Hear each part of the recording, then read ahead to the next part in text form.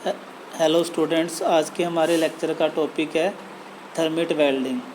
Thermite welding को हम liquid state welding process भी कहते हैं, क्योंकि इसमें जो मेटल से मेटल ज्वाइंट है is created by melting the base material और feeding filler material in liquid form.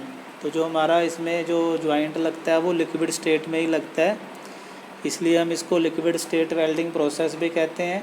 और इसे केमिकल वेल्डिंग प्रोसेस भी कहा जाता है, क्योंकि जो वेल्डिंग में जो हमारा वर्क पीस को और फिलर मेटल को मेल्ट करने के लिए जो हीट है वो केमिकल रिएक्शन से यहाँ पर प्रोड्यूस होती है, जिसको हम एक्सोथर्मिक केमिकल रिएक्शन कहते हैं। जो हमारा जब थर्मिट मिक्सचर इग्नाइट होता है उसके कारण हीट जनरेट होती है। ठीक है, तो एक्सोथर्मिक केमिकल रिएक्शन के कारण यहाँ पर हीट जनरेट हो रही है, इसलिए इसको केमिकल वेल्डिंग प्रोसेस भी कहा जाता है। तो that welding process which utilize exothermic heat released by a thermit mixture to produce a molten metal for effecting a joint is known as thermit welding.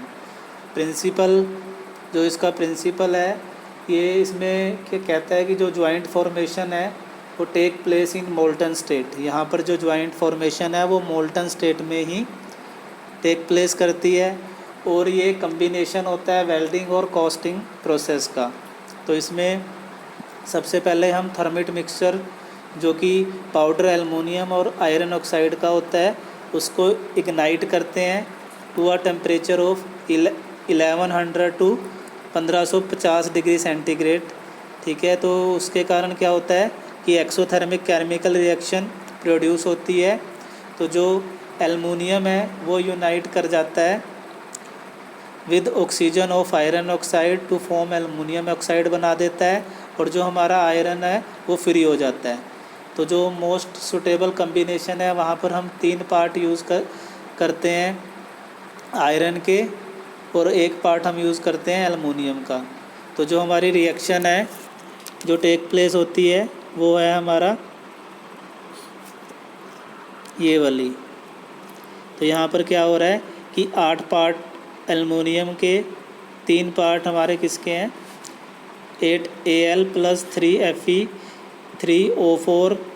तो जो हमारी रिएक्शन हो रही है वो हो रही है 9Fe + 4Al2O3 plus heat generate होती है जो लगभग 3100 डिग्री सेंटीग्रेड तक होती है। तो जो हमारा ये 9Fe है ये हमारा फ्री आयरन है, जिसको हम मोल्टन फिलर मेटल भी कहते हैं, और ये 4 ये एक हमारा स्लैग है, एल्युमिनियम ऑक्साइड है जो क्या है स्लैग है। तो due to the chemical reaction हमारा जो मेटल है वो मेल्ट कर जाता है। ठीक है, मिक्सचर हमारा मेल्ट कर जब मोल्टन स्टेट में आ जाता है। तो मोल्टन आयरन जो मोल्टन आयरन होता है वो हैवी होता है एल्युमिनियम से, तो हमारा जो मोल्टन आयरन है वो नीचे की तरफ जाता है, और जो हमारा एल्युमिनियम ऑक्साइड है वो स्लैग की फॉर्म में हमारा फ्लोट करता है। तो the molten metal is tapped from the container and made to run into the cavity of the joint to form the weld. तो हम इस मोल्टन जो आयरन है उसको अपना कैविटी के अंदर फील कर देते हैं ताकि हमारा वेल्ड कंप्लीट हो सके। और स्टार्टिंग में जो हम इग्नाइट करने के लिए बेरियम पेरोक्साइड पाउडर को यूज़ करते हैं, और अगर बेस मेटल की कंपोजिशंस के अकॉर्डिंग हम क्या करते हैं इसमें अदर मटेरियल्स भी अपना मिक्स कर देते हैं, जैसे कार्बन, निकल, क्रोमियम को हम ऐड करते हैं ताकि जो मोल्टन मेटल है उसकी प्रॉपर्टी सिमिलर हो जाएं जैसे कि बेस मेटल की है। तो ये हमारा वर्किंग प्रिंसिपल को दिखा रहा है डायग्राम। तो इसमें हमारा ये क्रूसिबल है जिसके अंदर हम मिक्सर को इग्नाइट करते हैं। ठीक है, तो आफ्टर इग्नाइटेशन जब ये मोल्टन स्टेट में आता है तो हम यहाँ पर इसको जूम कर रहा हूँ इसको, हाँ।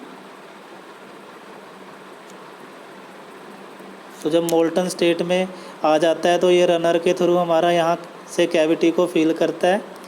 तो ये हमारा कैविटी को फिल करता है, जो हमारा एक्स्ट्रा मोल्टन मेटल है वो यहाँ से बाहर निकल जाता है।